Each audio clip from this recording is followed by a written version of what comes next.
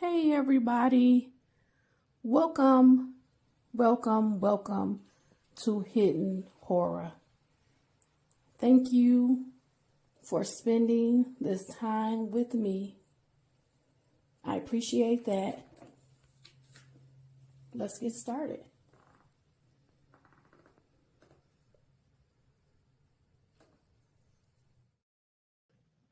Hey everybody, welcome to Hidden Horror. How are you guys doing this afternoon? I hope all is well with you. So today I'm here.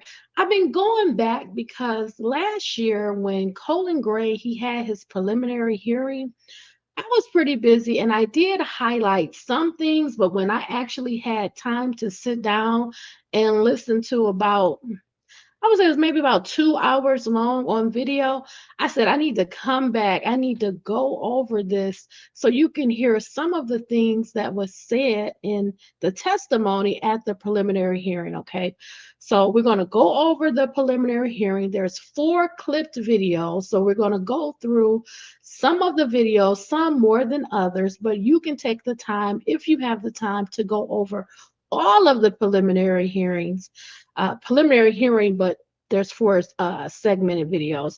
They're linked on the Hidden Horror Facebook page. Please remember, if you have not liked the videos, if you have not subscribed, please do so. That helps with the algorithm, especially on YouTube. They like to see that your channel is growing and they care about those likes and all of that. So please like, share, and subscribe. If you want to. So anyway, I want to talk about the preliminary hearing, and I'm going to do each part, give you some things that are going to be highlighted, and then we'll play some of the videos from each part. So it's going to be 4 parts: part 1, 2, 3, and 4. The first part, some of the things that are going to be highlighted is they're going to discuss how how Cole arrived at the school. They're going to talk about how he exited the restroom, how he put yellow gloves on. I found that to be very interesting. If you follow some of the information on the mass shooting at Apalachee High School, you will find that Colt, he really admired and was intrigued by past mass shooters. They describe in his game room where he had like his computer and some of his personal items, they described what they said was a shrine to mass shooters. That shrine included clippings, pictures, the victim count.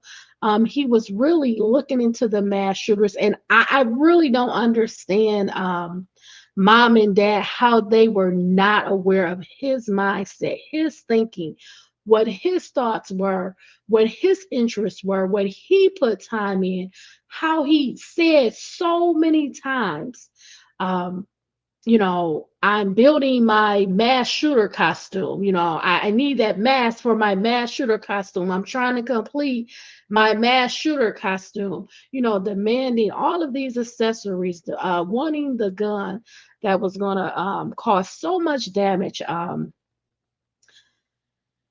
really, really, I want us to focus on the preliminary hearing, and um, we really don't get into what happened as far as code actions, as far as the victims. They do talk about the victims so much and when they were killed and how quick it was and things like that. He really thought through the mass shooting and planned it. He had a notebook that he intentionally left in the classroom on the desk. That notebook contained information about his plans, how he was going to execute the mass shooting, how he had sketched like one of the teachers' classroom, how he was going to shoot certain people, and how he even estimated how many people he would kill, how many total people that he would kill in this mass shooting. So he even had made a note to himself: do not shoot anyone in the bathroom, because that's going to alert other people that there is a shooting going on. They're going to hear those loud sounds. They're going to believe that there's a shooting. This could lock down the school. This could basically ruin the mass shooting. Now, if you can recall, they had at one point compared Colt Gray to Ethan Crumbley. Now we know that Ethan Crumbley, he started also in the bathroom with the mass shooting. He killed a student in the bathroom and emerged from the bathroom during passing to then shoot more people, right? More victims. Well, in Colt Gray's, what I will feel as his learning the habits of these mass shooters, thinking everything through, planning, trying to figure out the best way to commit the mass shooting. In his mind, he said, no, you don't shoot anyone in the bathroom. You want to emerge from the bathroom and then start shooting, because you don't want to alert any people. You don't want to stop this too early. You want to have so many people in total that you harm, that you kill, okay? So that was another part of the preliminary hearing in the first video that was very shocking to me. I know that his thoughts were about the mass shooters, how he admired Nicholas Cruz. He looked at the Parkland mass shooting. He's thinking about these things. He's thinking about what they did. He's impressed about what they wore. He wanted to make sure that he had a vest on, a tactical vest. He wanted to make sure that he had a mask on and these gloves on. This was important to him. And I believe that leading up to the mass shooting, he really had to get into this mind frame, this mindset that he was going to do the mass shooting, and that he started to act out. He started to be more angry, more violent, more combative. He was arguing with mom. I think there's going to be some testimony in one of the videos about how he pushed his mother, how he was arguing with his dad, and his mom was very concerned. So, um, you know, uh, it's just, I feel that it's so important that we have to learn from these mass shootings. I am going to do another video, the video where I was talking about the U.S. Secret Service and how they track these mass shootings, mass shooters. They investigated. They have so much information on the history of mass shootings in the United States. And I'm going to do video number 3 to give some more of that knowledge that they gleaned, that they learned, they extracted from really learning about these mass shootings, learning about the shooters, their habits, their planning, their thoughts, their mental health, all of these things that's considered. And that's why I'm going more into detail, more in depth with these mass shooters in particular, because we're having mass shootings almost every day in the United States. It's a very scary thing. And it may not have happened to you. You may have not been impacted today, but that does not mean that in the future, we always have to forecast out to the future. Where could this happen? At a grocery store, at the mall, at your job, at the school. So many places where people gather in public places, at a park, out, at a family outing, right? So that's why I'm doing it. I also want to acknowledge that there's not a lot of times where we are talking about the victims, but I do want to acknowledge the 2 students that lost their lives just so young, the 2 teachers also that were killed. Um, I want to acknowledge the 2 students that were 14 years old, Mason Schermerhorn and Christian Angulo. And then the 2 teachers, Richard Aspenwall, just read so many great things about him with his coaching. And I believe he was a math teacher. And then one of the favorite teachers, she had just celebrated her birthday, Christina Irimie, just lost just 2 amazing, spectacular educators. I know this community is hurt. I know they're trying to heal. And as these 2 cases, and eventually if they go to trial, if they go forward, we want to remember the victims as well, okay? So let's get started with the first part one of the four parts of the preliminary hearing. So I'm going to share my screen. And again, we're not going to watch everything. Um, it would be 2 hours of time.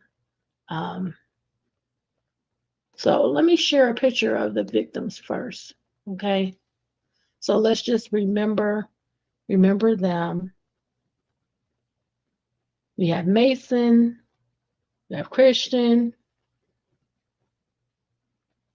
we have Richard Aspenwall, and we have Christina Irimie. Okay. Just have a moment of silence for them.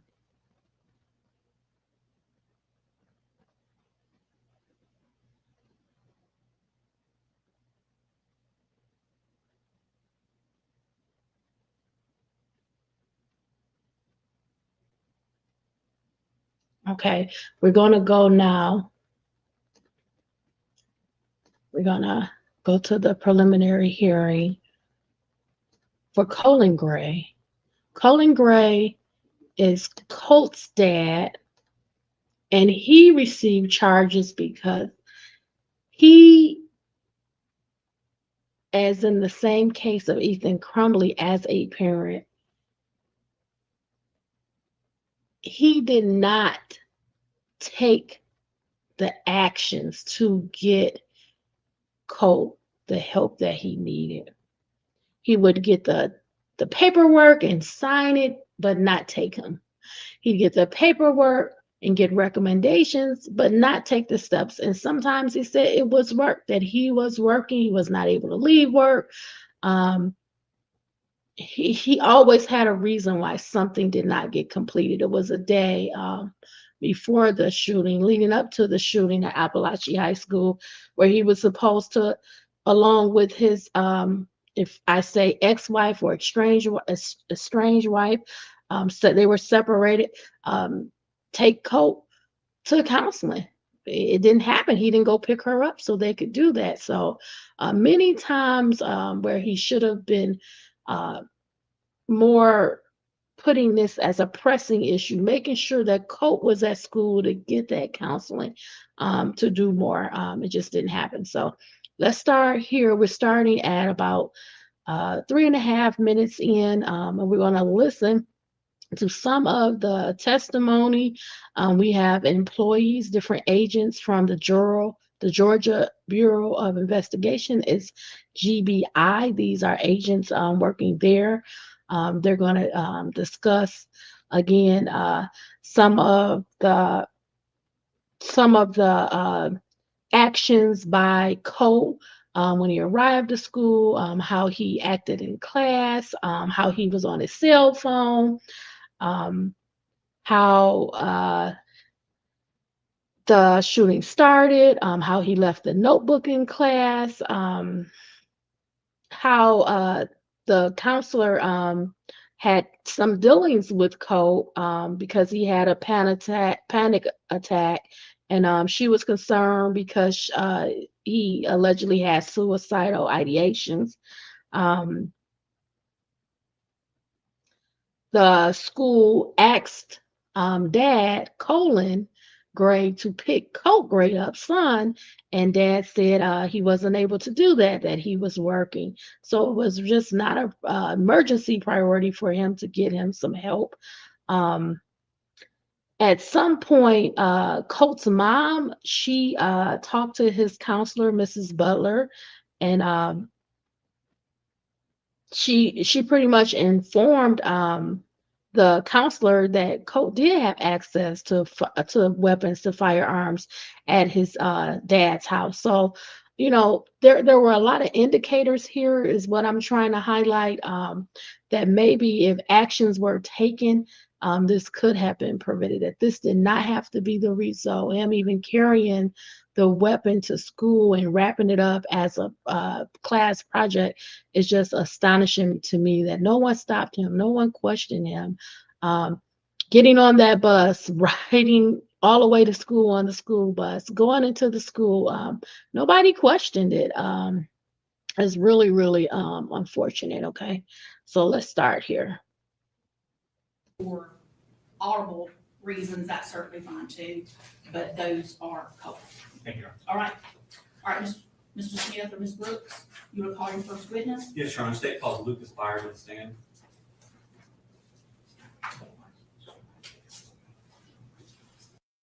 Hold on. Don't go anywhere. I'm Lisa Nichols, and I'm here.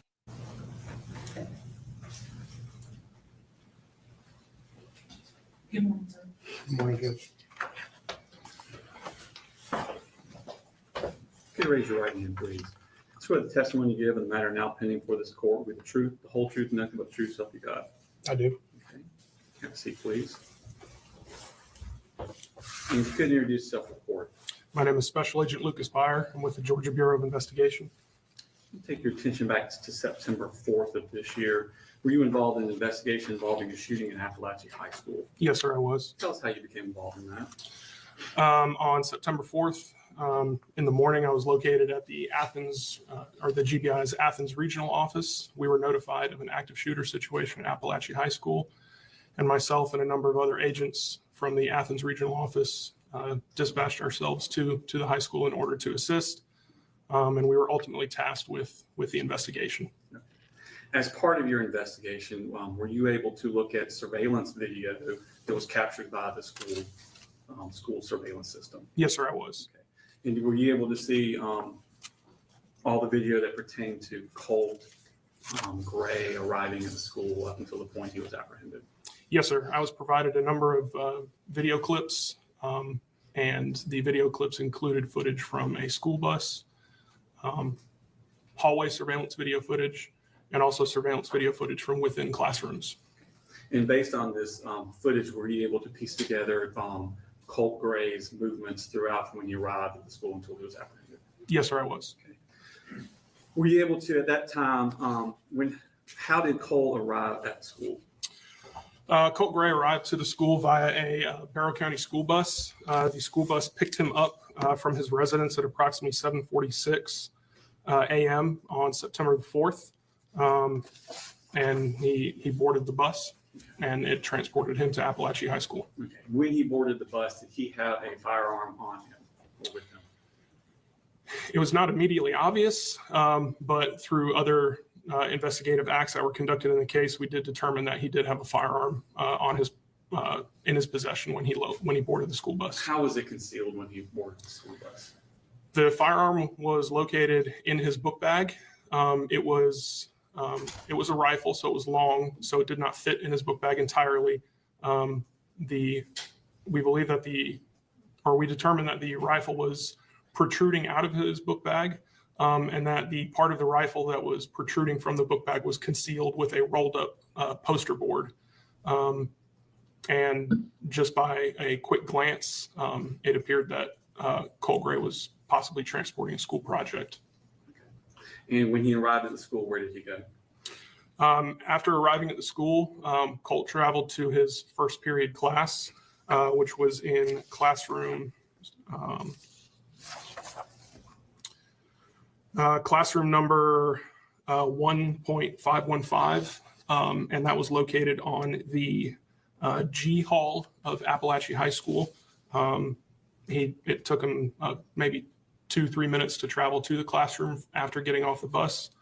During that time, based on my review of the surveillance video, it did not look like he engaged with any other students, and he maintained control of the book bag the entire time. When he was in the classroom, his first period classroom, did he leave the classroom at any point? Yes, sir. He did leave the classroom at approximately 8:30 a.m. Colt Gray got up and spoke to the first period teacher, who we identified as Miss Suzanne Harris. It appered that he asked to use the restroom. Surveillance video showed him exiting the classroom, traveling up G Hall, and then ultimately entering a student restroom that was located on G Hall. He was in the restroom for a few minutes, and then he returned to the classroom and appeared to continue with the lesson plan for the day. Did he stay in the classroom for the remainder of first period? Yes, sir, he did. What happened when first period ended? After first period, Colt Gray left the classroom. with the book bag with the poster board still inserted in it in his possession. He then traveled through K Hall and ultimately turned onto J Hall, where his second period classroom was located. The second period classroom was identified as classroom number, classroom number 2.151. And the teacher of that classroom was identified as Miss Catherine Greer. It was a math class. Okay. And what did he do once he arrived in the classroom? Mr. Gray sat down at a desk, and he propped the book, or he placed the backpack on the floor, propped the poster board against the desk, and it appeared that he was preparing for class. He at one point before class actually started, he produced a black notebook or binder from his backpack, opened it and placed it on his desk. And then he sat there for several minutes on his phone. It wasn't clear if he was typing or texting or what he was doing on his phone, but he was actively using his phone. Okay. How long did he stay in that classroom? I don't need the exact time period. When did he leave the classroom? He left the classroom at approximately 9:54 a.m. So he was in the classroom for approximately 20 minutes or so before he left. Based on information obtained during the investigation, Mr. Gray asked the teacher, Ms. Greer, if he could leave the class in order to go see the counselor. She granted him permission to do that. He obtained a hall pass from the classroom, and then he departed the classroom. Did he take anything with him when he left the classroom? He took his book bag. Did he leave anything in the classroom when he left? Yes, sir. He left the black notebook that he had placed on the desk. And was it still open? Yes, sir, it was. Okay. Before we follow Colt Gray, let's stay with that black notebook. Were you able to follow the video as far as to what happened to that black notebook? Yes, sir. During my review of the in-classroom camera from that particular classroom, the notebook remained on the desk for an extended period of time. It remained open up until the point where a student that was seated next to Colt Gray closed the notebook and placed it on a whiteboard that was behind her. And the notebook remained in that position throughout the remainder of the day. While, of course, after the shooting occurred, while GBI crime scene agents were processing the scene, that notebook was recovered. Okay. Now let's go back to Colt. So when Colt left the classroom at 9:54, is that what you said? Yes, sir. At 9:54, where did he go? He went to a restroom, a student restroom located on J Hall. Did he take the book bag with him? Yes, sir, he did. Okay. And were you able to determine what stall he went? I know not from camera video, but from other investigations later, were you able to determine what stall he went into? Yes, sir. Of course, there were no cameras inside the restrooms, but upon a inspection of that restroom area, there were some items of evidence that were associated with Colt Gray inside the first stall within that restroom. Okay. How long did Colt Gray remain in that restroom? He remained. I don't need you to do math on the stand. If you'll tell us. I appreciate that, sir. He exited the restroom at 10:21 a.m. Why are doctors using these strange pouches to eliminate disease-spreading rodents in 24 hours? Watch what's happening. My apologies. And what did he have with him when he exited at 10:21? At the time that Colt Gray exited the J Hall restroom, he was wearing yellow gloves that he had not previously been wearing. The white poster board that had been inside the backpack was no longer there. He was carrying the backpack in his left hand. The white poster board he appeared to have it wrapped around his lower torso as if to conceal something. Where did he go at that point? Mr. Gray proceeded to return back to his second period classroom, which was classroom 2.151. What happened when you arrived there? The door to the classroom was secured. Based on video footage, it appeared that Mr. Gray stood outside of the classroom door for approximately a minute. At some point, I should note that none of the video that I reviewed had any audio associated with it. But based off the reaction of students in the classroom, it looked like Mr. Gray may have knocked on the door. A student stood up and appeared to be preparing to open the door. She observed Colt through the door's window. In her reaction, she backed away from the door. She put her hand over her mouth, and she appeared to get the attention of Miss Greer, who also went to the window, observed Mr. Gray, and immediately told students to get into the corner of the classroom. Miss Greer then took control of a badge that she was wearing and pushed a button that initiated a lockdown procedure. So I just want to say it was just so important for that student to be paying attention, seeing Colt with the weapon and not opening that door. And they were able to probably save a lot of lives to quickly lock down, to keep students out of the hallways and not allow him into the classroom.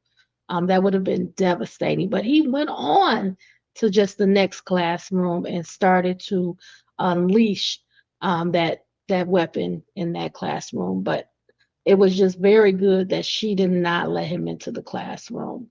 Okay. What did Mr. Colt Gray do at that point? Colt Gray moved to his left and went to the door of classroom 2.152, which was identified as Miss Cassie Ryan's classroom. He entered that classroom and proceeded to fire the rifle into that classroom.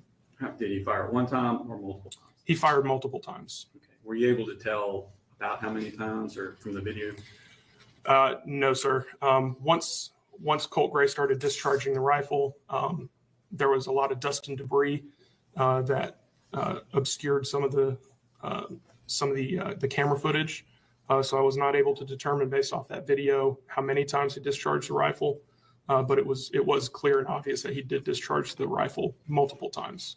Were people in that classroom struck? Yes, sir. Do you know about how many? I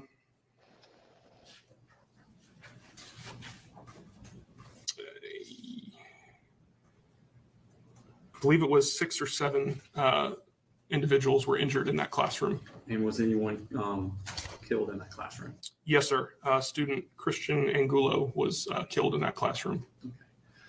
How long was the Colt in the classroom? And again, I don't need you to do math. You'll just tell us about what time he left the classroom. His actions in that classroom were approximately 7 seconds. Okay. And what did he do when he left that classroom? He backed out of the classroom. 7 seconds, everybody. 7 seconds in the classroom.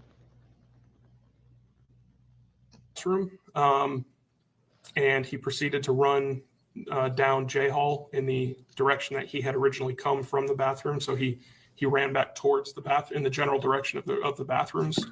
While he was running, video footage showed him in possession of the rifle, carrying it, and at approximately 11:29, or excuse me, 11. Correction, let me start that over. At approximately 10:22 a.m. And 29 seconds, the video depicted Colt shouldering the rifle, aiming it, and discharging several rounds. And those rounds impacted teacher Christina Irimie. Did she was she struck? Yes, sir, she was. And did she die from her injuries? Yes, sir, she did. Okay. What happened at that point with Colt? Almost immediately after firing at Miss Irimie, Colt turned his attention down I Hall. Did he go down I Hall or did he just turn his attention that way? He just turned his attention that way. He did not access I Hall. I Hall and J Hall intersect. And when he reached that intersection after firing at Miss Irimie, he turned his body and the rifle towards I Hall, but he did not travel down I Hall. Okay. What did he do when he turned his attention down I Hall? He observed Coach Aspenwall and Coach Phoenix, and video depicted him discharging multiple rounds towards the coaches. Were they struck? Yes, sir. They were both struck. And did Coach Aspenwall, was he killed by his injuries? Yes, sir, he was. And was Coach Phoenix killed? Coach Phoenix was not killed. He was severely wounded. What happened with Colt at that point? Colt continued traveling down. He turned his attention back down J Hall. Video footage appeared to show him searching for more targets or trying to access other classrooms. He didn't pull on any door handles. I believe he was just looking for open classroom doors. Once he reached the end of J Hall, he stopped and turned around. And it was that point that another student exited the restrooms. Who was that student? That was student Mason Schermerhorn. Colt Gray was positioned behind Mason at a distance. Mason did not see Colt initially. And the video footage depicted Colt again shouldering the rifle, aiming, and discharging multiple rounds at Mason Schermerhorn. Okay. What did Colt do at that point? Shortly after. I'm sorry. Did Mason Schermerhorn, was he struck by the? Yes, sir, he was. And was he killed by the action of Colt? Yes, sir, he was. Okay. What did Colt do at that point? At that point, within a matter of 2 or 3 seconds, 2 Barrow County Sheriff's Office school resource officers entered J Hall. They had their weapons drawn and aimed at Colt, and it appeared that they were issuing verbal commands. Colt placed the rifle on the ground. He raised his hands, ultimately laid down on the ground, and surrendered himself to the school resource officers, who were able to take him into custody. Okay. And was the firearm taken into custody at that point? Not at that point. It remained where he dropped it, and the firearm was ultimately recovered by GBI crime scene agents during the processing of the scene. And what kind of firearm was that? It was a black in color Sig Sauer Sig M400 rifle. There was 1 magazine loaded in the rifle, which was found to contain 18 rounds, and there was also 1 round in the chamber of the rifle at the time of recovery. What was the capacity of that magazine? The capacity of that particular magazine was 60 rounds. Okay. Were there other magazines found in Colt Gray's possession? Yes, sir. There were an additional 3 magazines located in his possession, one of which was a 30-round capacity magazine, and there were additional 60-round capacity magazines in his possession. And what type of ammunition was used in this attack? Based on crime scene examinations, the ammunition was all 5.56 or 223 ammunition. Most of it appeared to be Winchester branded ammunition. I want to take your attention back to the notebook that Colt had left in the classroom.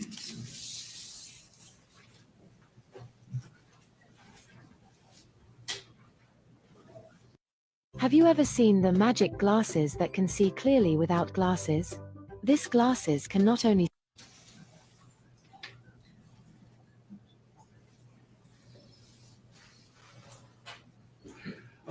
Could you basically describe, was that notebook, I think you said earlier, recovered by crime scene specialists with GBI? Yes, sir, that is correct. And were you able to see what was inside that notebook? Yes, sir. What was inside the notebook appeared to be writings and drawings from Mr. Gray. Okay. And what were those writings and drawings?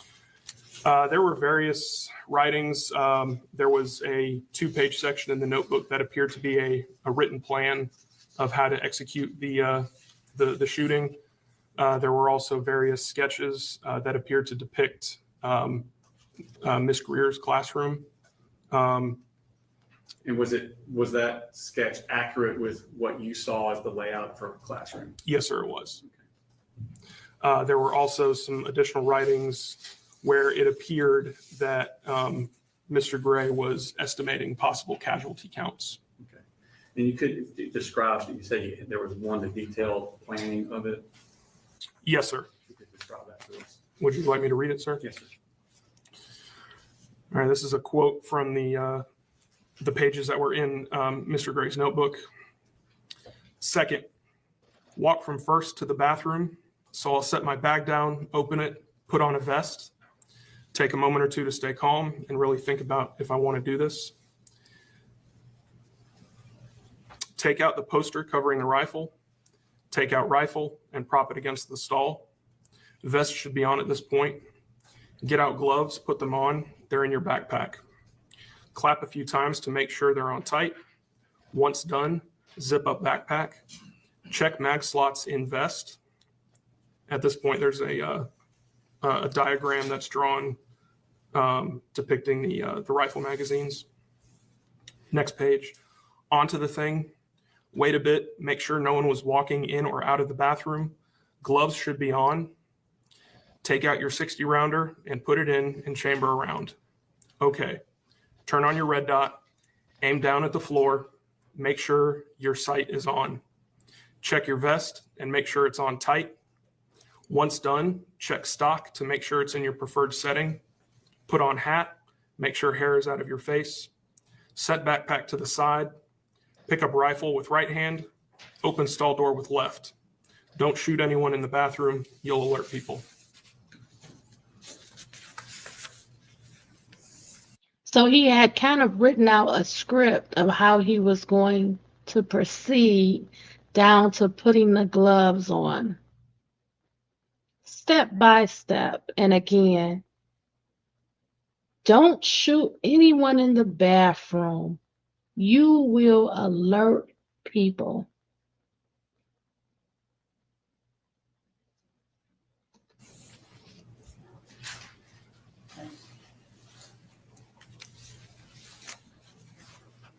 Very calculating.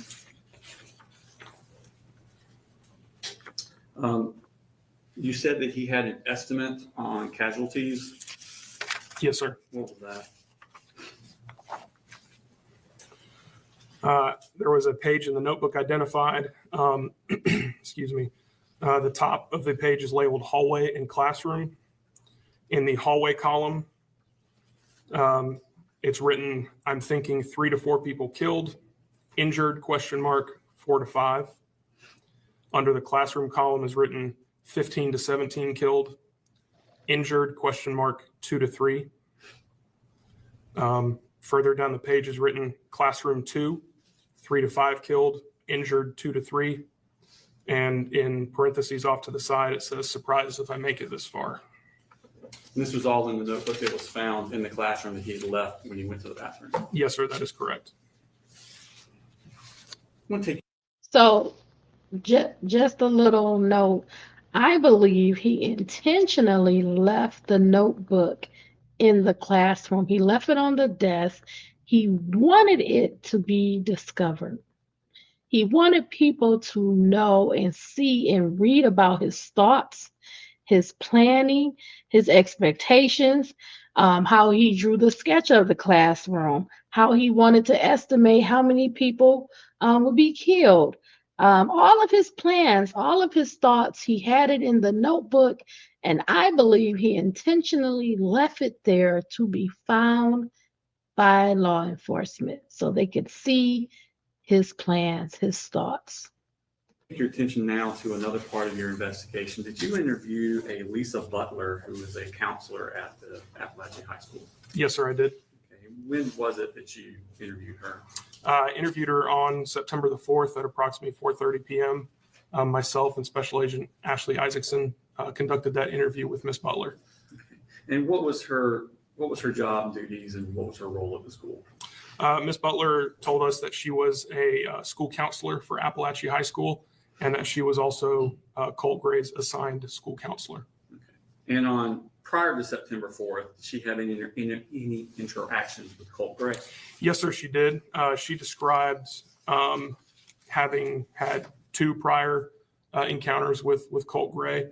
The first one was during the week of August the 5th. And that was when Colt and Mr. Colin Gray came to Apalachee High School in order to enroll Colt in the school. Okay. And did anything happen on that day out of the ordinary? Nothing out of the ordinary, no, sir. Okay. And that was Colin Gray. Who was Colin Gray to Colt Gray? That was his father, sir. Okay. And did she have the second time she had an interaction with Colt Gray? Miss Butler described having a second interaction with Colt Gray, possibly August the 14th. She advised that Colt came to her office and expressed that he was suffering a severe anxiety attack. A Apalachee High School staff member had escorted Colt to her office. and mentioned at that time that Colt had made comments that showed possible suicidal ideations. Ms. Butler told us that while Colt was in her office speaking with her, he was shaking and rocking back and forth uncontrollably. Ms. Butler stated that she spoke with Colt Gray, asked him if he had any intent to harm himself. He denied that, but she was also unable to get him calmed down. And Ms. Butler assessed at that time that Colt was not suitable to continue with classes on that particular day due to his condition. What did she do at that point? Were you born between 1970 and 1979? If so, you My can get a Le apologies Creuset for cookware the set ad. completely free. And At that time, Ms. Butler tried to call, she advised that she tried to call Colin Gray, but he did not answer her phone call. Ms. Butler then requested Colt Gray to call his father using his cell phone. And Mr. Colin Gray did answer that call. Ms. Butler stated that she spoke with Colin Gray, informed him of Colt's condition, what he was experiencing and what she was observing. And she requested Mr. Colin Gray to come pick Colt up from school. Ms. Butler advised that Colin informed her that he would not be picking Colt up from school. He was working. And she mentioned that he stated that he was stuck on I-85 at that time. He further advised that there were no other family members that could come get him. Did she express to Colin Gray Colt Gray's state and what he'd been going through? Yes, sir. Ms. Butler told us that she did describe Colt Gray's state to Colin, advised him of the anxiety attack and what her observations were in that moment, and how she did not feel that he was suitable to continue classes. And did Colin Gray ever come to pick up Colt Gray? No, sir. On that day? No, sir. Colt ultimately was able to calm down, and according to Ms. Butler, at approximately 2:30 that afternoon, he was returned to class. Okay. I want to take you to September 4th. Did she receive any calls that day from Colin Gray about his son? From Colin Gray, sir? Yes, sir. Not that she described to me, no, sir. Okay. So he never called the school on that day to her? Not that I'm aware of, no, sir. And did she receive a call from Marcy Gray? Yes, sir. She described receiving a phone call from Marcy Gray at approximately 9:50 a.m. Marcy Gray was identified as Colt Gray's mother. And Ms. Butler described to me that Marcy expressed concern for Colt, and that Colt had texted something to her that day that led Marcy to believe that something bad was imminent. She wasn't sure what it was, but she also told Ms. Butler that Colt had a fascination with school shooters and school shootings. And Marcy further advised Ms. Butler that Colt did have the means and access to firearms through his household. Okay. And how did he receive those through his household? I'm sorry, sir. How did Colt have access through his household to firearms? I did not personally go to Colt's house. Did Marcy say anything about it? Marcy said that Marcy told Ms. Butler that Colin Gray owned several firearms and that they were located in the house. Just a second, please. That's all the question I had, Ron.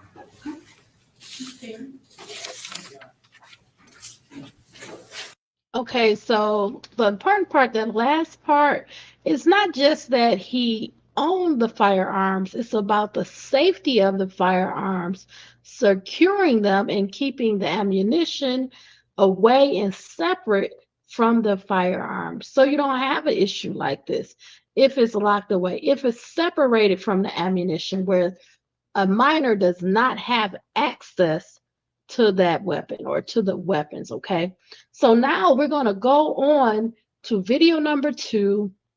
I have a lot of notes for that, so let's just go over, let's get to the next video. Seeing how Record-breaking global how can I sensation don't know if Chris it's gonna let me Brown pick it or presents not. Breezy Bowl 20 live Okay, so here's part Good morning, two. Eddie. Good morning, sir. Okay, so I'm going to pause it here. We're going to jump all the way into about 15 minutes in.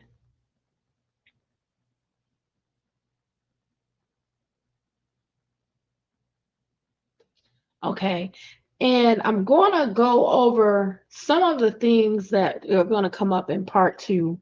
Um, there was a point where Dad, Colin Gray, said that his kids were in counseling. All of them were in counseling, but they didn't find any record of it. So I don't know if that's true or not, but they were not able to confirm that all of Colin Gray's kids were in counseling.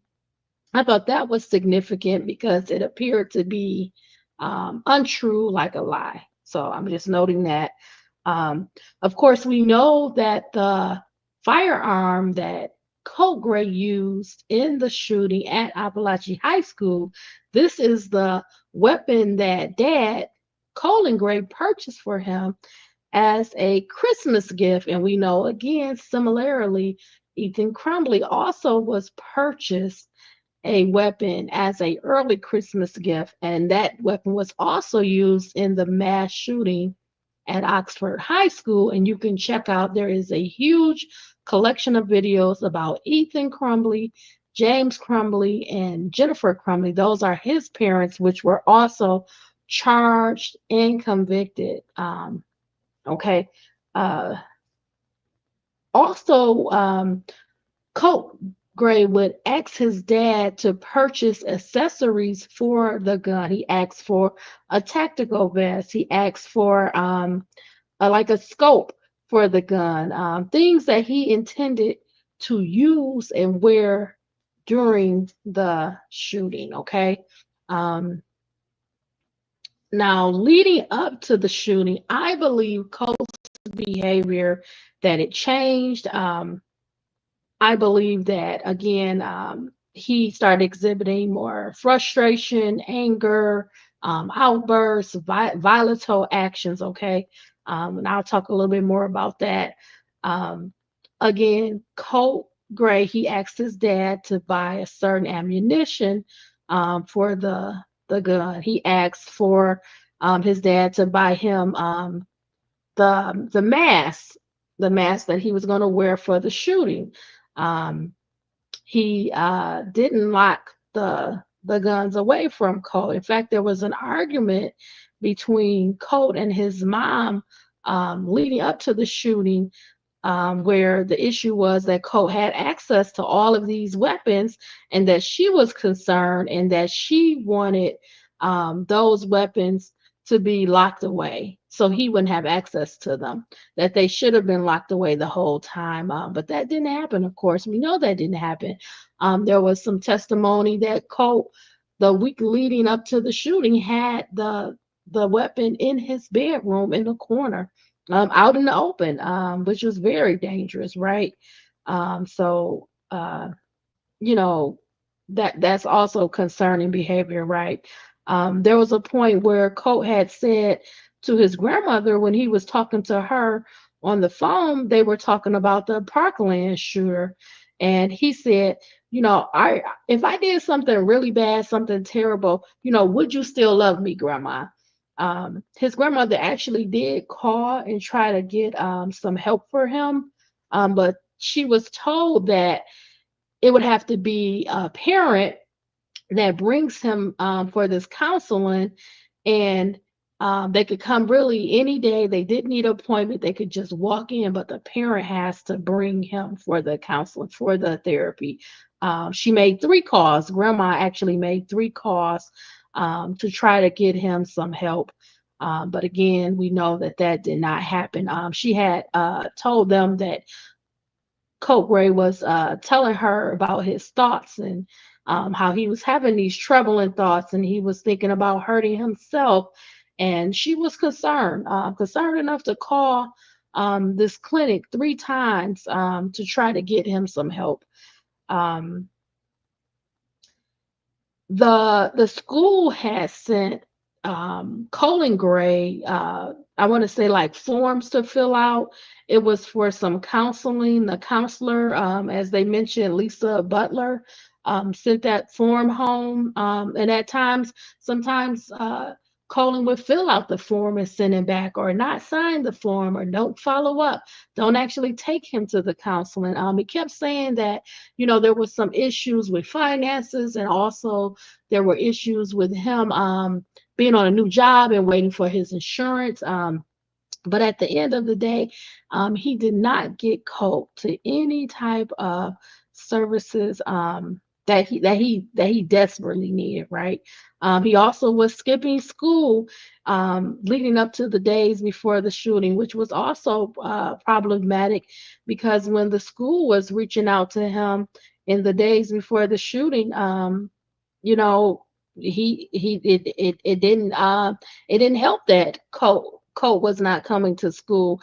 Colt actually returned to school on the day of the shooting. The day he was prepared, ready, he had gained all of the items that he needed, and he was ready to do the shooting. That's when he returned to the school and committed the shooting that day. Um, Before the shooting, Colt actually texted both his parents, and with his mom, he just texted something like, "I'm sorry." But with his dad, he kind of went into detail and was saying, "Hey, this isn't your fault," and things like that. And mom, she contacted the school. She told the school, she informed them, "Hey, you need to get eyes on my son. You need to go find Colt, and you need to get hands on him, because I'm just received this alarming message." Now, Colin Gray, dad, he responded differently. He ended up leaving work and going home. He turned the TV on, and by the time he had turned the TV on, started watching the news, he had already seen that the mass shooting at Apalachee High School had already happened. So he did not inform the school of the messages that Colt actually texted him prior to the shooting, which is really unfortunate, because you have a short window, you have a short amount of time to do something about it. Reach out to him, respond to the text message, call him back, call the school, call 911, go to the school. Do whatever you can so we don't have a tragedy such as this happen, especially when you know the mindset of your child. It's a fragile mindset. It's a dangerous mindset. It's a diabolical mindset. It's a mindset on murder, set on, killing all of these kids. And, unfortunately, his dad did not treat that text in any type of urgency to do anything about it. He didn't leave work and go to the school. He didn't leave work and go to the police. He went home. He didn't call the school. He actually called Colt's mom, and they discussed that they both received text messages, but he actually never called the school. And unfortunately, we have the tragedy, the unfortunate, situation where we have another mass shooting. Okay, so let's get started. Let's hear this start of, we have a new GBI agent, and I believe her name is Kelsey Ward. She did an excellent job testifying, as well as the prior agent. He also did an excellent job testifying. But she is going to go more in detail with her role in this investigation of the mass shooting. So we'll start here. Now drawing your attention to October of 2023, was the Department of Family and Child Services involved with the Gray family? They were. Okay. And so in October of 2023, did they have an open case with them? They did. At that time, did Colin provide any information to DFACS about counseling? He did. Colin stated that all of his children were in counseling at the Barrow Ministry Village. That has been checked into, and Barrow Ministry Village does not have any record of those children attending any counseling. Okay. And that would be including Colt? That's correct.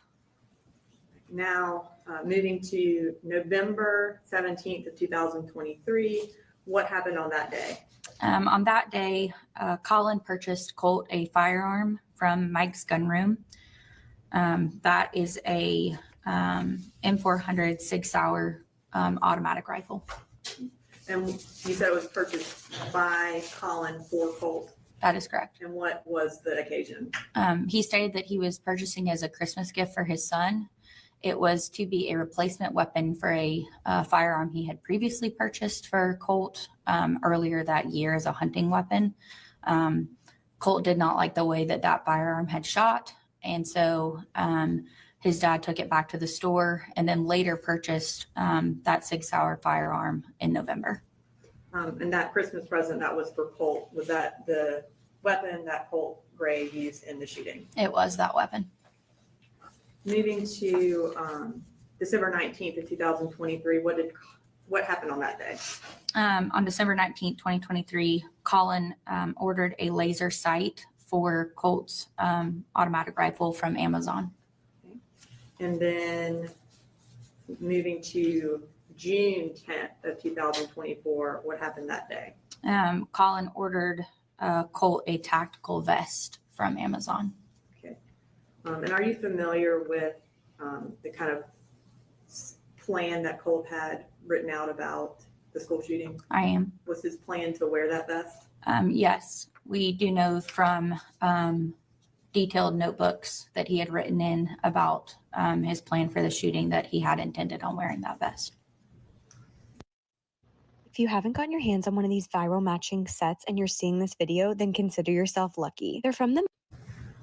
Moving to August 11th of 2024, what happened that day? On August 11th, 2024, Colt texted Colin, his father, to stop by Academy Sports, an outdoor store, and to pick him up 150 rounds of 5.56 or .223 ammunition. And is that the type of ammunition that is used in that 6-hour rifle that he had purchased? It is. And then August 15th of 2024, what happened that day? Colt asked his dad to buy him a Apalachee bore sight in a text message. I'm sorry, I didn't quite hear that. A Apalachee bore sight to go on the firearm. Colt asked his dad to buy that for him in a text message. The day that Colt asked his dad to buy him that, had Colt been in a fight with his mother that day? Yes, he had been in a fight with his mom on that date. And what was kind of the fight about? It was about his possession of his firearm and having weapons available to him. They had gotten in an argument over it. And did his mother want Colt and Colin to put the weapons up? She did. She had indicated to both of them that she wanted the weapons locked away so they were not accessible. Okay. And so after that fight, is that when Colt asked his father to buy him something for that gun? He did, yes. And then the next day after August 15th, on August 16th, did Colin order that bore sight from Amazon for Colt? He did. He ordered the Apalachee bore sight from Amazon the next day on August 16th. Okay. I'm going to draw your attention to August 18th of 2024. What did Colin Gray do on that day? On August 18th, he sent a submission form to the Enlightenment Counseling. Okay. I'm going to show you this. Can you read what that submission form stated? Yes, I can. So Colin emailed the Enlightenment contact. He stated, I am a working dad of 3. Colt is my oldest, 14 years old. We have had a very difficult past couple of years and he needs help. Anger, anxiety, quick to be volatile. I don't know what to do. I have United Healthcare. Can you help? Thanks. And that was August 18th. That was. And now I'm going to show you another contact from Enlightenment on August 21st.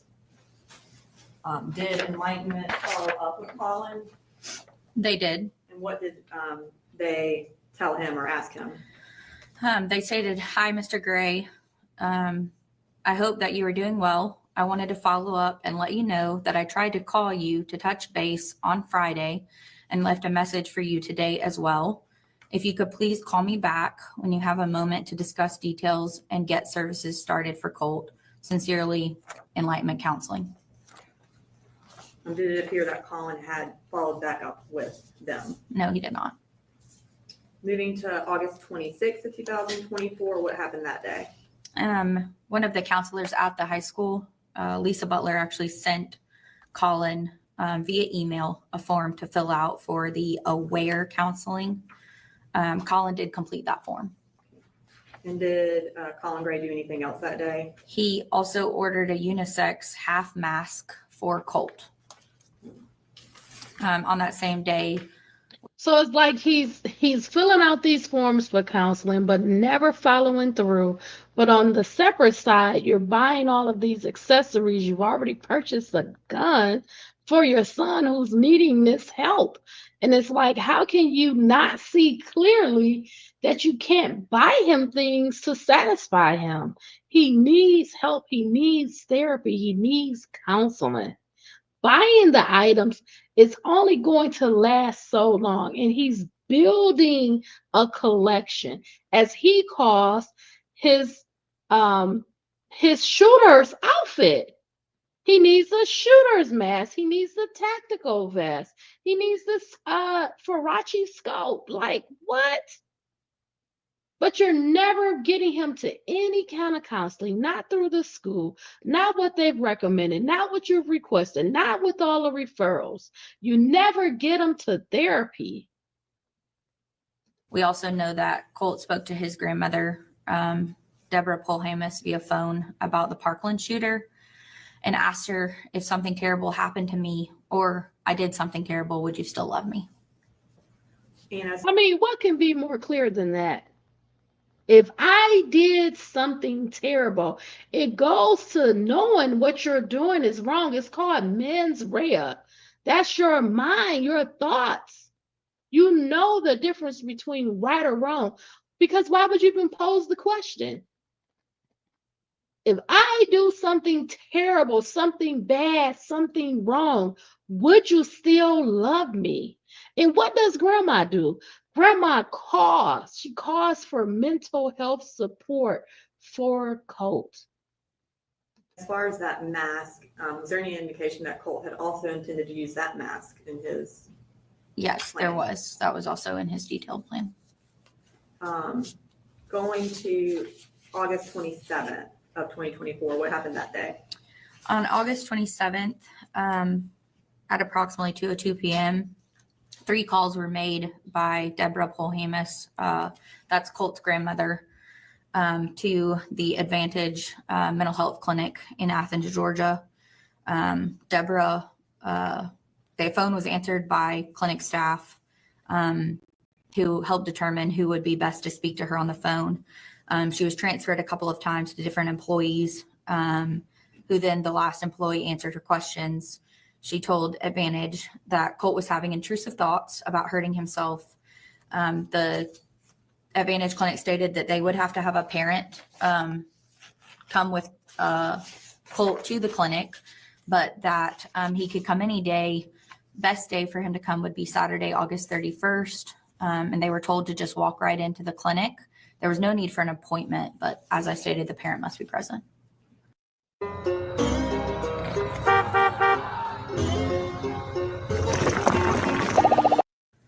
Did anything else happen on August 27th at school? Yes, Colt actually had an anxiety attack that day at school. He was taken to the counselor's office where he remained for the rest of the school day. Colin was actually called by personnel in the high school's counseling office, and he refused to pick up his son because of work. The next 2 days, August 28th and 29th. It's like, when is Colt going to be a priority for Dad? When does the job become secondary? And this urgency about the behaviors, what's being reported, what's being seen, what's known to the family. When is it going to be addressed as an urgent matter? You know, when somebody's mental health is deteriorating, you don't buy them a gun, you don't give them access to a gun, let alone ignore that as a fact. If they're seeking help and you know this, you're aware and you don't do anything. You're continually buying more items to help complete this shooter's outfit, costume, whatever. For those school days? So They were. And frustrating. did Colt attend school? He did not. He skipped school both of those days.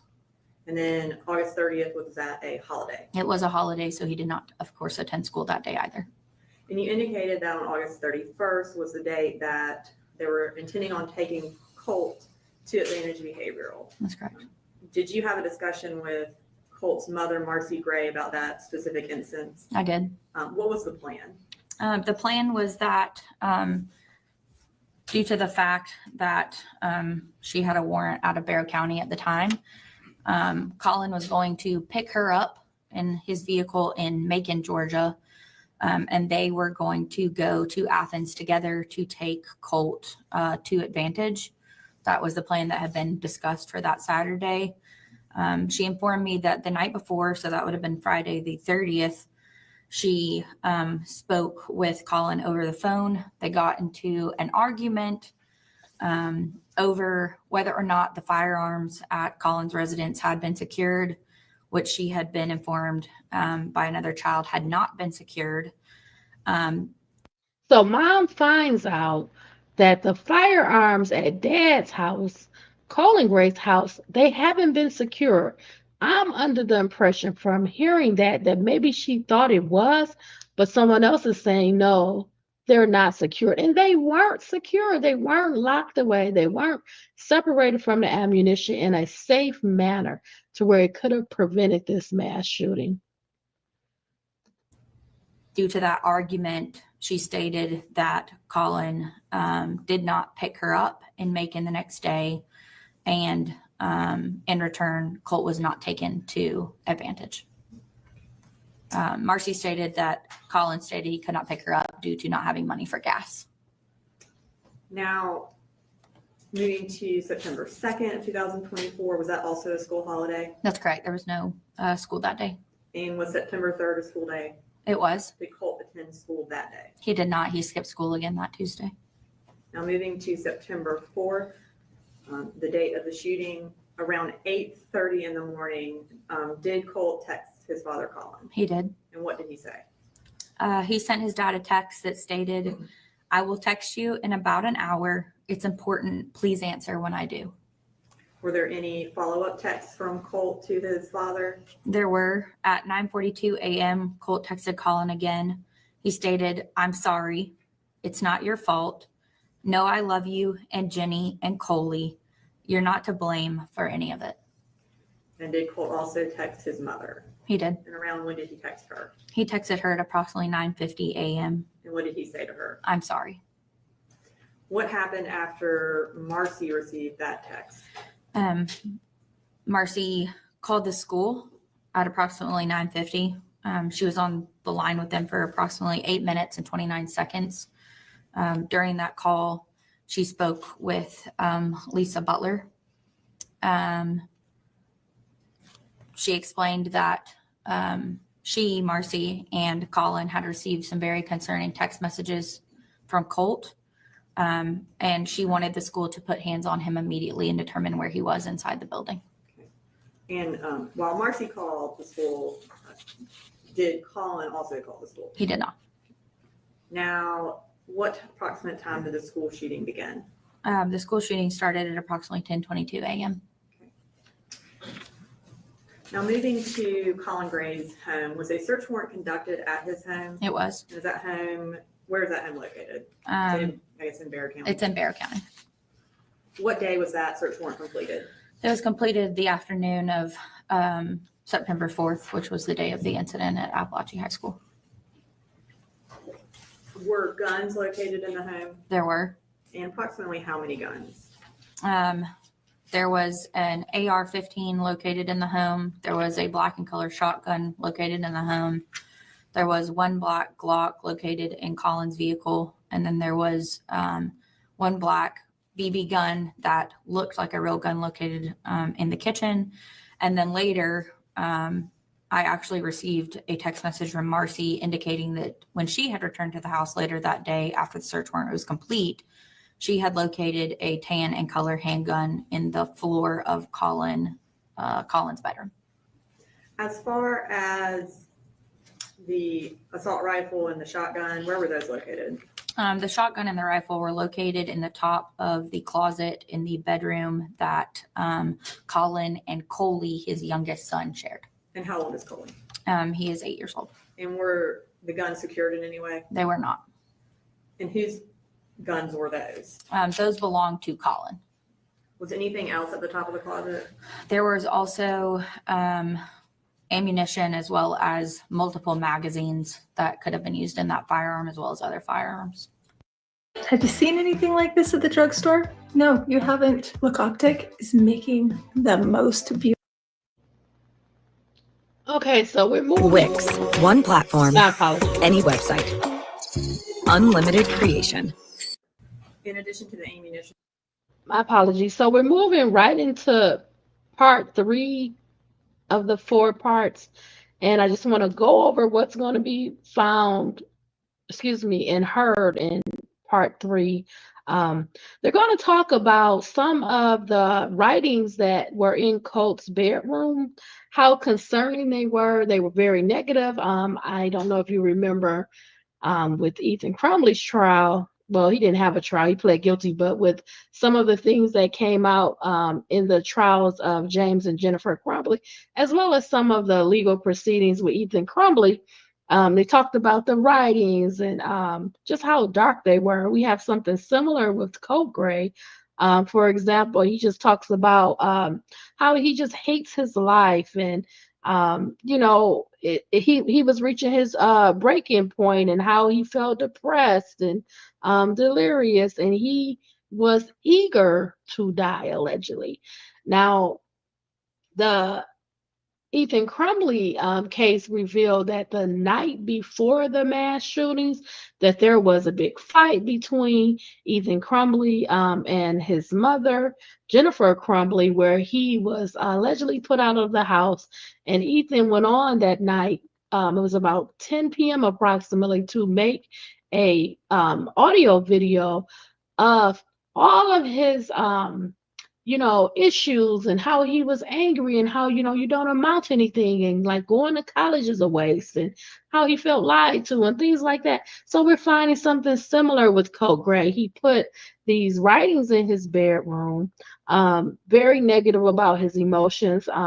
In the game room that they had where his computer was, he had a notebook. He had very dark drawings of killing a teacher and students, and he made like stick figures showing that action. And these were out in the open. He was not trying to hide these writings, his thoughts, or anything. They were found to be right out in the open when the police went to search the home. Colt, he just had a interest in school shootings. He would have as I said before, the news clippings, pictures of other shooters. He had labeled, identified how many people were shot, how many people were killed. And he really had a fascination for Nicholas Cruz. He was fascinated about the firearms. He had pictures of firearms.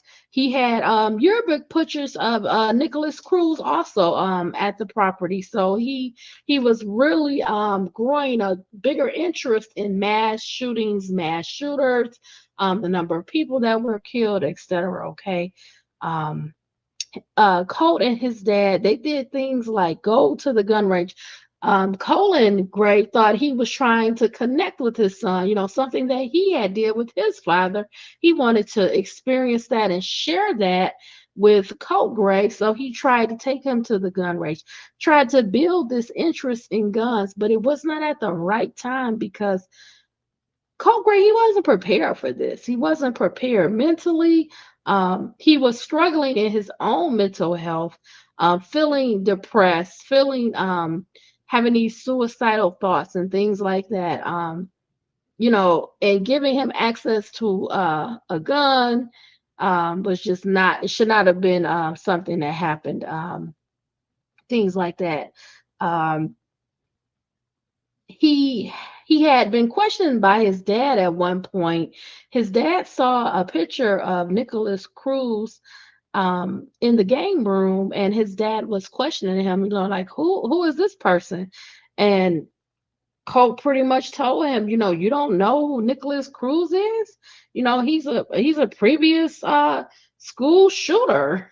And his dad still is not making any of the connections, any of just a common sense approach to the behaviors of your son, purchasing him a weapon, and then his mental health. He's not putting any of these things together to see that his son was evolving. He has seen the beginnings of him evolving into a mass shooter. He purchased him the weapon. He purchased him the ammunition. He purchased him the tactical gear. He purchased him all the things, every item he needed to complete the mass shooting, down to the mask. Okay? Down to the mask. But his dad, he is simply not connecting any of this information. He's not connecting. He just does not get that Colt, he has a fascination with mass shooters. He's been pulled into this world. This is what is overcoming in his thoughts, his focus, his interest, his hobby is doing a mass shooting. He talked about the Sandy Hook shooting. He talked about Columbine. He talked about shootings. And when things got uncomfortable, Colt would just say, "Oh, I'm just kidding. Oh, I'm just joking. I'm not being serious about that." He even said one time that his dad had asked him, or his mom, I can't remember. Someone asked him something about the mask, and he said that he needed that as part of his shooter costume. He needed the mask.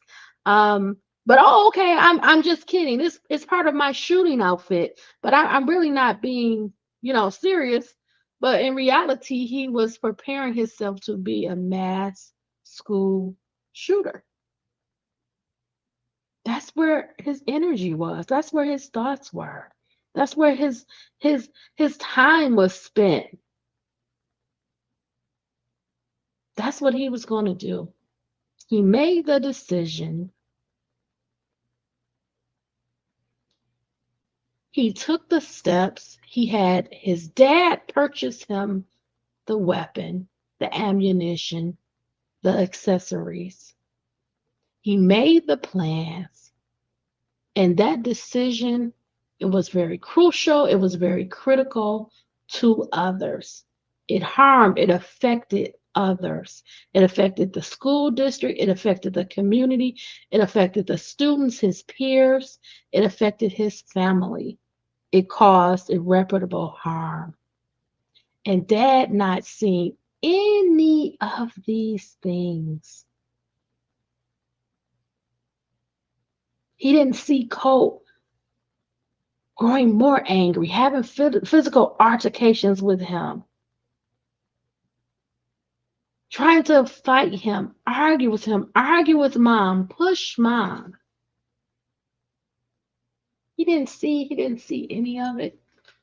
They say that when the police got to Colt Gray's home, his dad was still there.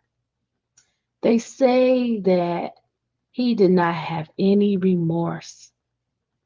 They have him on the body cam, and they're saying that after the mass shooting at Apalachee High School, that he didn't show any signs of remorse or regret.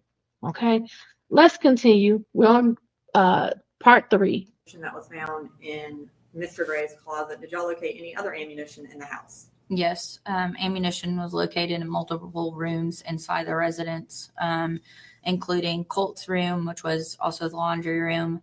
There was a green tin of ammunition, mixed caliber ammunition. There was a plastic bin inside Colt's room that also had loose ammunition inside of it. There was ammunition found in the cabinets in the bathroom that the family shared, as well as in a lab style mask that was located in Coley and Colin's bedroom as well. And we're going to go into more depth with the interview you did with Colin Gray, but in that interview, did he talk about that green tin that you said y'all found in Colt's room? He did. He indicated that he believed it was in the garage of the residence. And did he indicate what was kept in that green tin? Yes, he stated that the ammunition was all kept in that green tin. Melt fat while you're sleeping, cinnamon, ginger, lemon. All you're gonna do is boil it, then let it. My apologies. Were there any writings of Colt Gray's that were found in the house that were concerning? There were. I'm going to show you.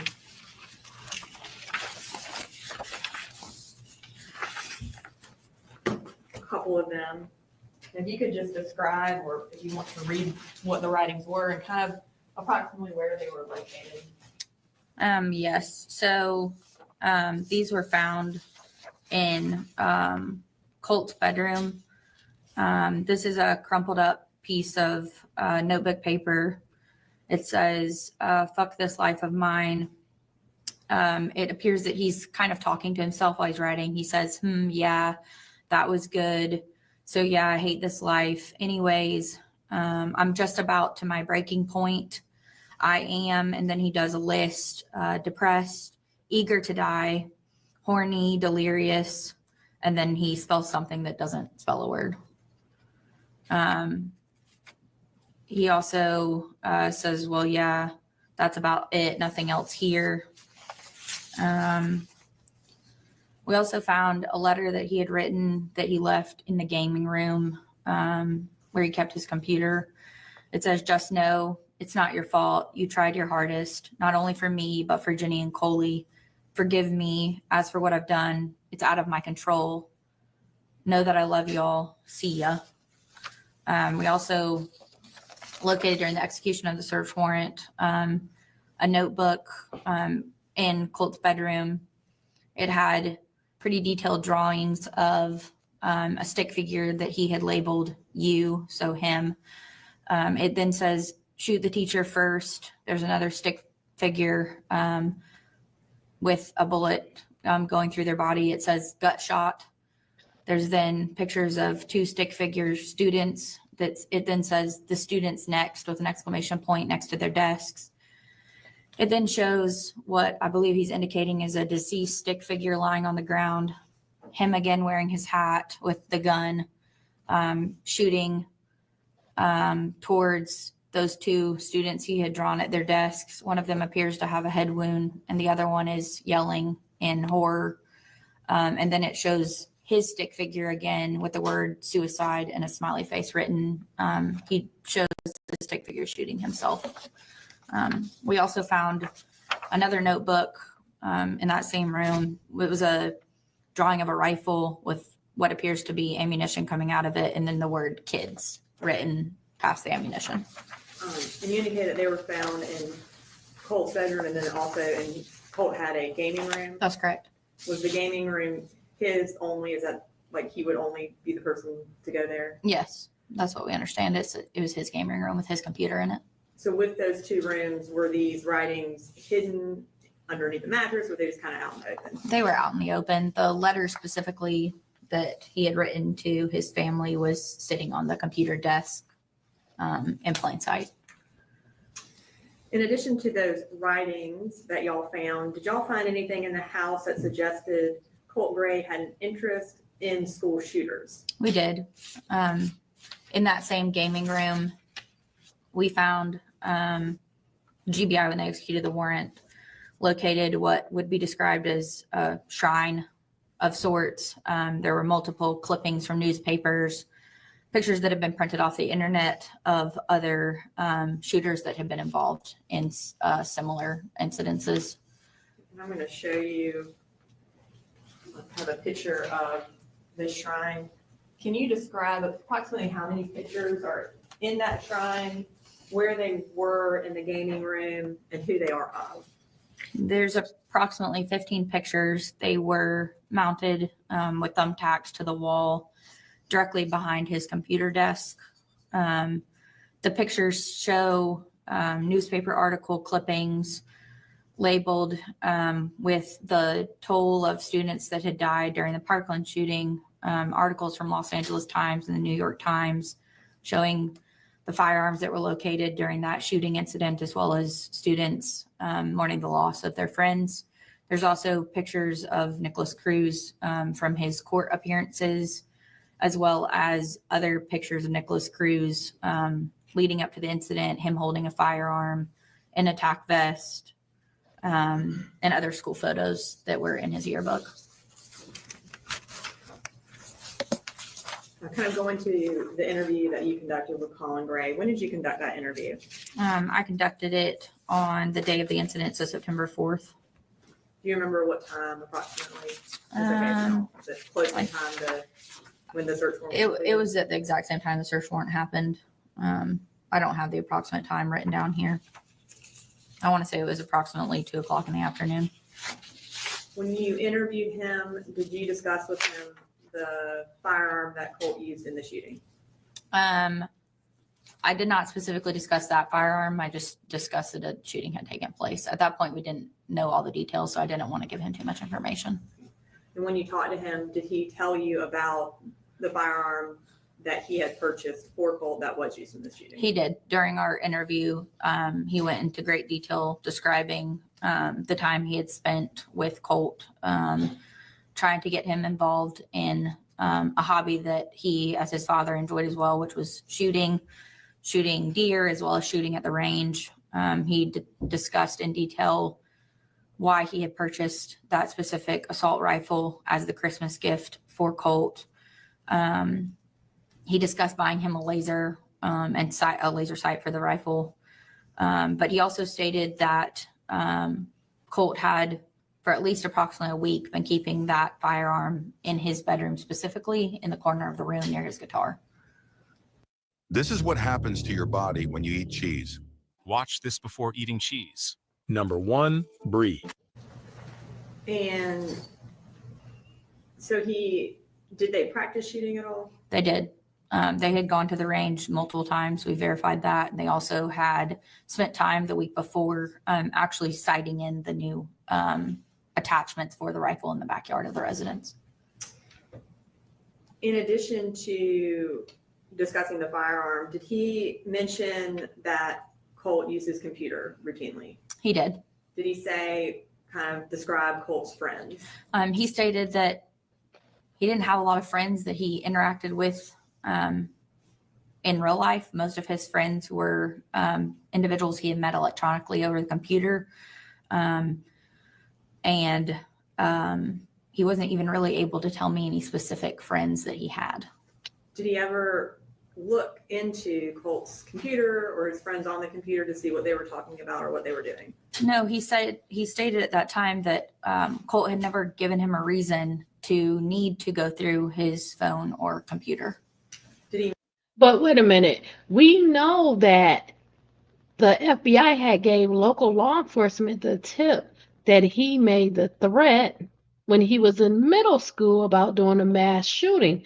So how can he then say now that Colt never gave him any issues where, he would think this way? I mean, did he just overlook that? Somebody knocks on your front door and tells you your child is online making a threat to do a mass shooting. You don't take that serious. It's like it was so many points where the opportunity was there for action to be had by the parents, but more particularly dad. He lives with dad. Dad has the custody. He has the physical custody. And it just doesn't happen. Did he mention anything to you about the visit from the Jackson County Sheriff's Office, specifically about Colt talking on the computer? He did. He mentioned that They had just come out to speak to his son about threats that had been made online, but it was very brief. He didn't go into any detail about what had been discussed during that conversation.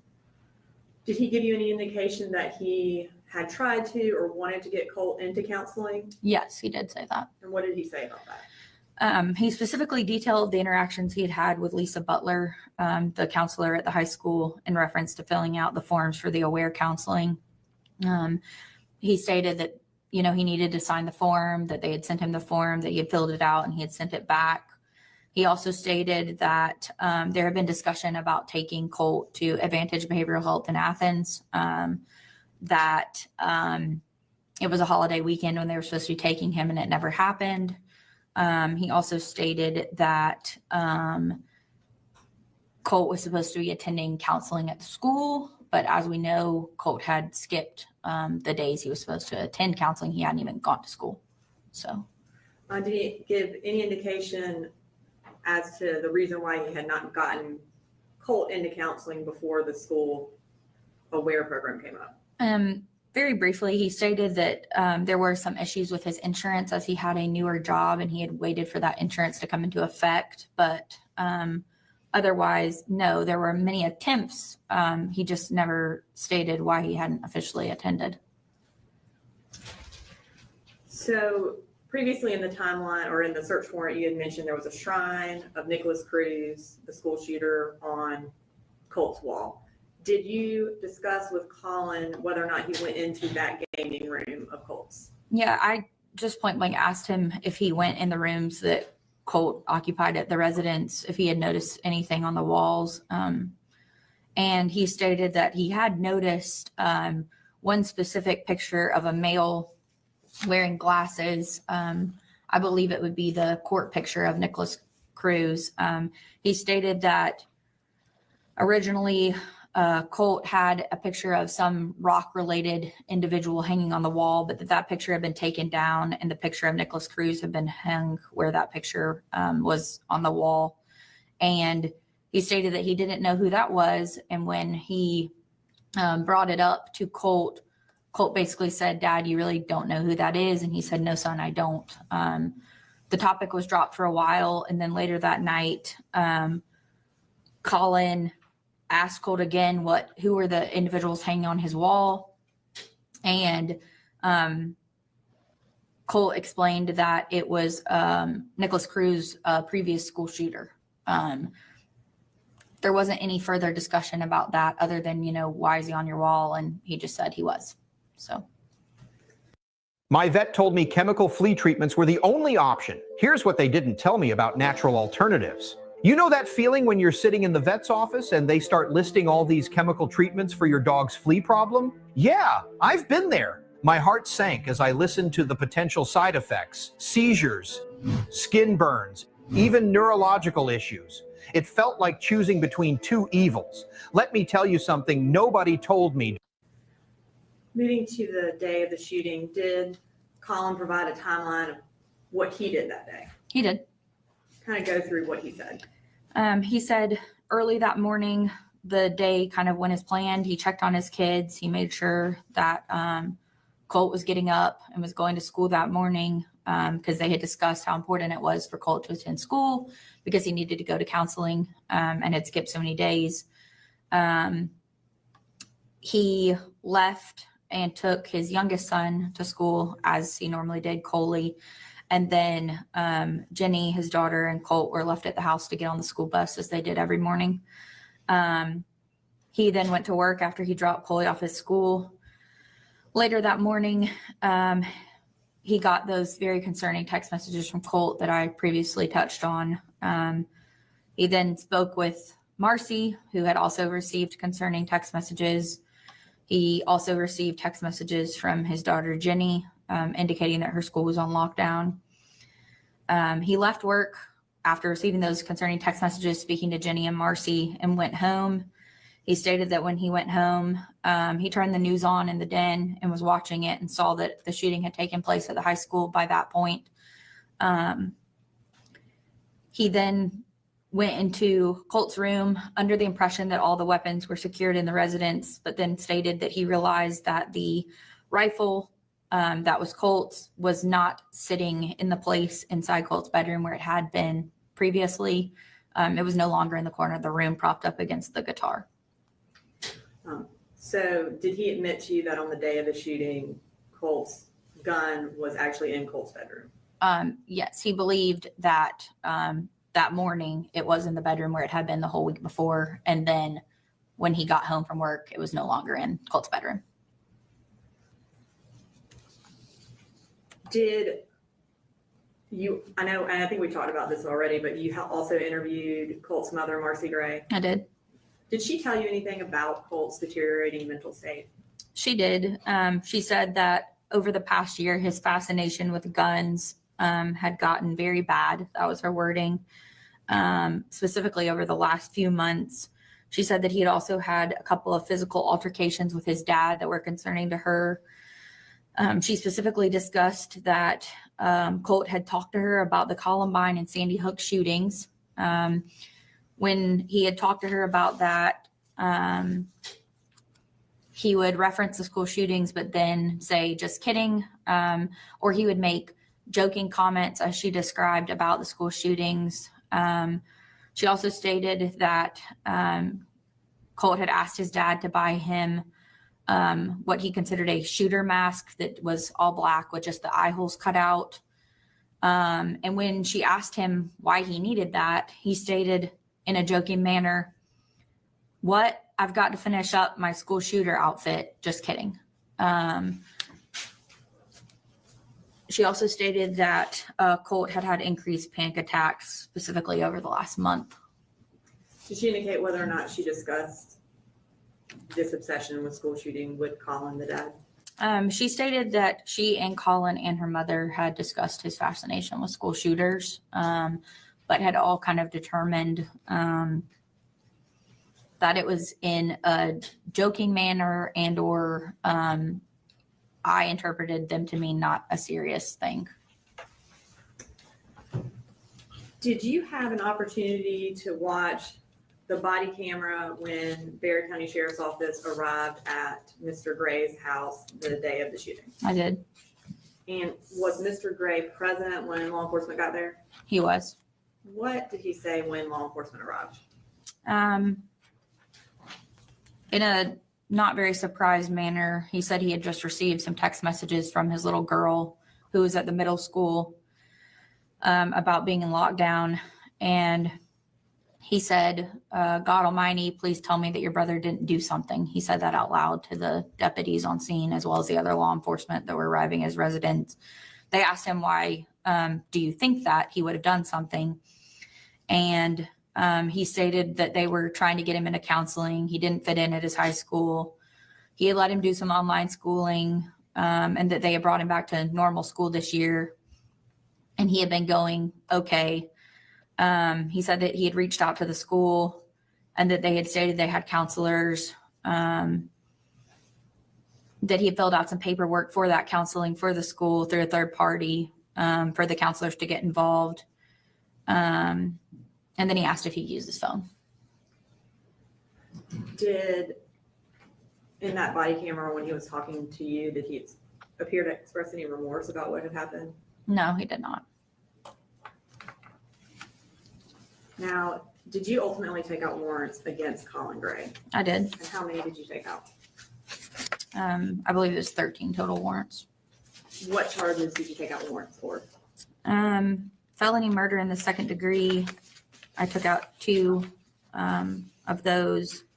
I took out 4 counts of felony involuntary manslaughter, and then 8 counts of felony cruelty to children in the second degree. The last 2 of those counts will be for mental anguish. So as far as the probable cause for the second degree murder, can you tell the court what that was? Yes. Colin Gray did cause the death of the victim, who was under the age of 18, by providing a firearm to Colt Gray, knowing that Colt was a threat to himself and others. And And that was 2 counts because there were 2 students who were killed. That's correct. So those are listed with those 2 separate students. And as far as the 4 involuntary manslaughter charges, what was the probable cause for that? That Colin Gray provided a firearm to Colt Gray with the knowledge that he was a threat to himself and others between those dates as well. And those are for all 4 of the deceased individuals. That's correct. As far as the 8 counts of cruelty to children in the 2nd degree, what was your probable cause for that? That he caused the victims cruel and excessive physical or mental anguish, as with the last 2, by providing a firearm to Colt Gray with the knowledge that he was a threat to himself and others on the date of the incident. And were those the, 8 children that went to the hospital? Yes. And you indicated that 2 of them will be mental pain. Is that because they were not injured? They were at the hospital for anxiety attacks? That's correct. And it was 14 total, not 13. I think I said 13 previously. And as far as cruelty to children in 2nd degree, is that based on criminal negligence as opposed to malicious intent? That's correct. And the involuntary manslaughter, is that based on reckless conduct, which is also a criminal negligence standard? That's correct. And then do you see Colin Gray children? I do. And can you identify him by a piece of clothing he's wearing? He's wearing the orange and white jumpsuit sitting here to my left.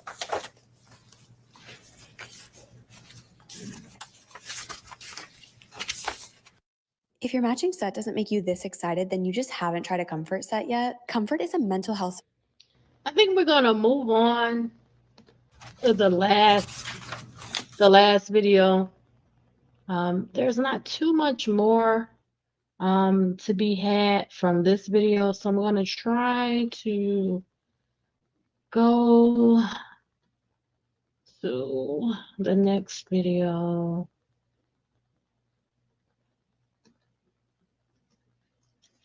Part 4. So in the last video, you're going to find out that Colt's mom, she had threatened to kill Colt and her estranged husband, Colin Gray. And she also tied her mother up. So that's going to come out in like the first 20 seconds, but we're going to jump down and we'll be at about 22 minutes in. And it's just going to talk about how Colt was self-harming. Again, his behavior had become more aggressive. He started damaging the house.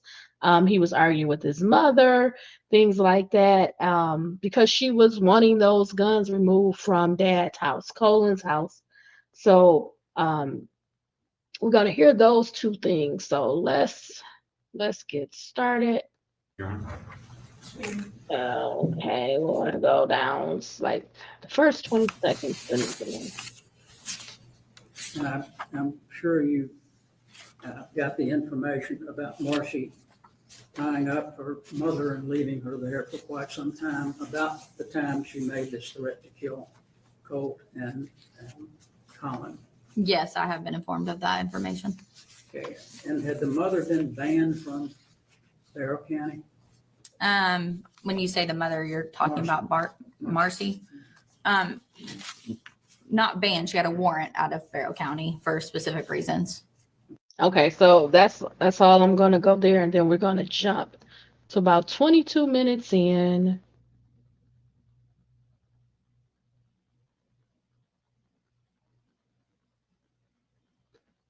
And we'll play it here.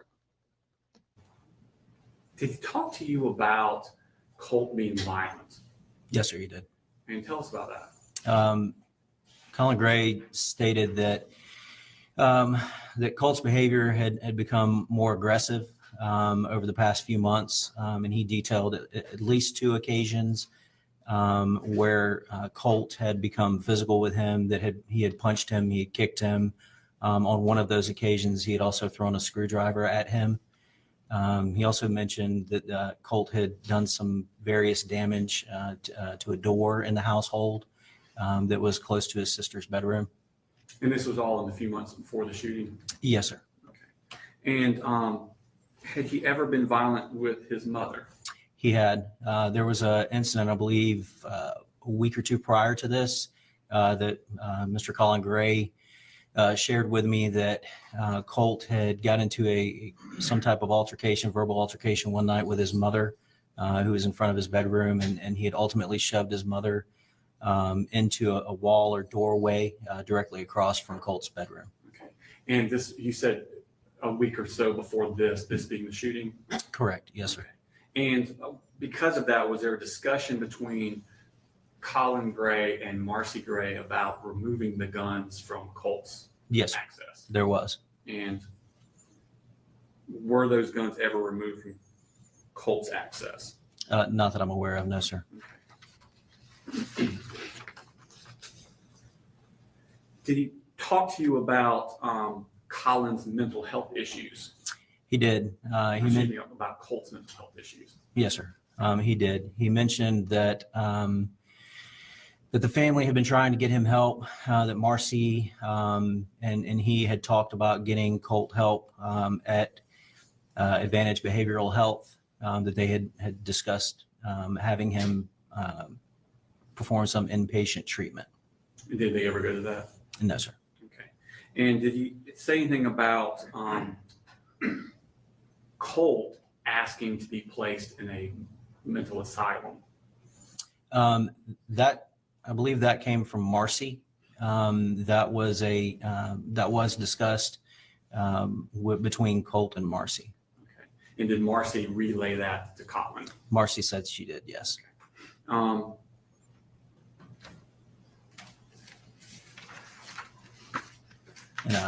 Did you ever talk about Colt harming himself? We did. After I showed Mr. Colin Gray a photograph of some injuries that I observed to Colt's left arm, Mr. Gray admitted he had knowledge of those injuries and stated about a year ago, give or take, some few months ago, that Colt had used his knife or a knife that was in Colt's possession to cut himself. Okay. And you saw wounds on Colt at the time of the shooting? I did, yes, sir. Consistent with cutting himself? Yes, sir. Just think, please.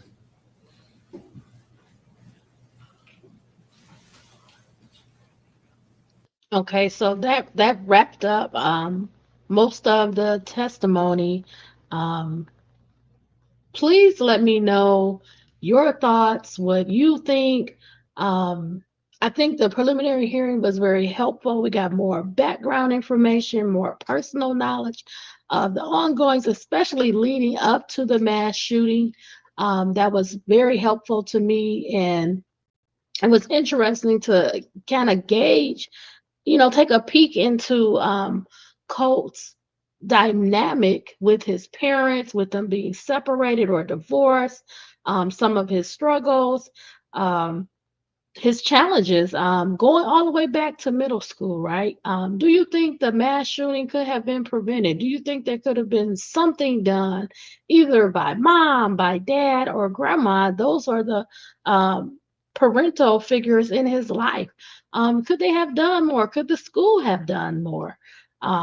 They were also informed. It just seems like in most of these mass shooting cases, where you have younger people, that this could have been prevented, that they are showing telltale signs in their writings, in their drawings, in their thoughts. They're having access to a weapon or even being bought their own gun, and they use that weapon to do the mass shooting. So please let me know what you think. Please remember, stay safe, stay smart, stay savvy, be well, all my friends. Bye, everybody.